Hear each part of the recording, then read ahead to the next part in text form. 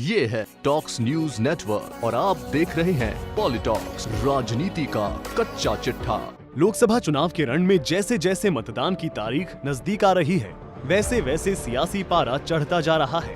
एक ओर उम्मीदवारों का ऐलान किया जा रहा है, तो दूसरी ओर बड़े नेताओं की सभाओं का सिलसिला शुरू हो गया है।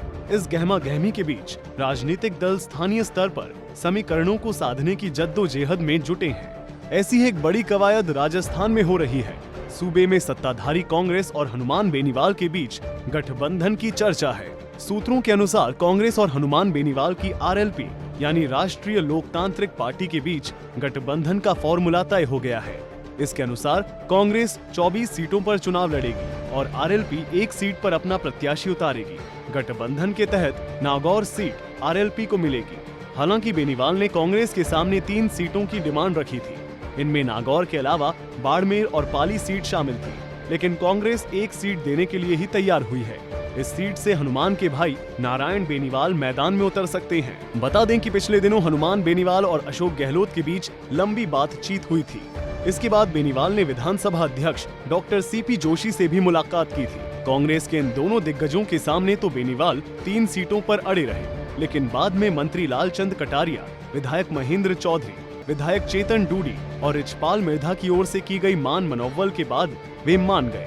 ये भी चर्चा है कि लोकसभा चुनाव के बाद आरएलपी गहलोत सरकार में शामिल होगी और हनुमान बेनीवाल मंत्री बनेंगे। कांग्रेस और हनुमान बेनीवाल के बीच गठबंधन की खिचड़ी पकने से खबर ने नागौर की राजनीति में खलबली मचा दी है।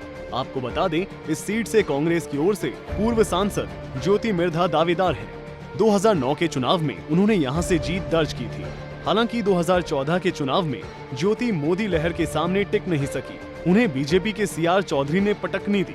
इस बार नागौर से ज्योति का टिकट तय माना जा रहा था, लेकिन हनुमान बेनीवाल से गठबंधन होने की स्थिति में उनका पत्ता साफ होना तय है। सूत्रों के अनुसार कांग्रेस और आरएलपी के बीच गठजोड़ की भनक लगते ही ज्योति मिर्धा ने बीजेपी से संपर्क साधा है।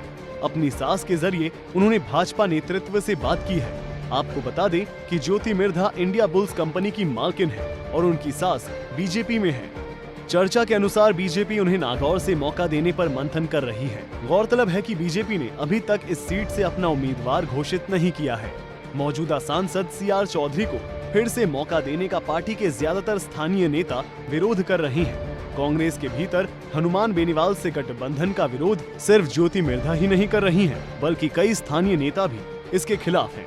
कहा जा रहा है कि विधायक मुकेश भाकर और रामनिवास पार्टी के इस निर्णय के खिलाफ बगावत कर सकते हैं।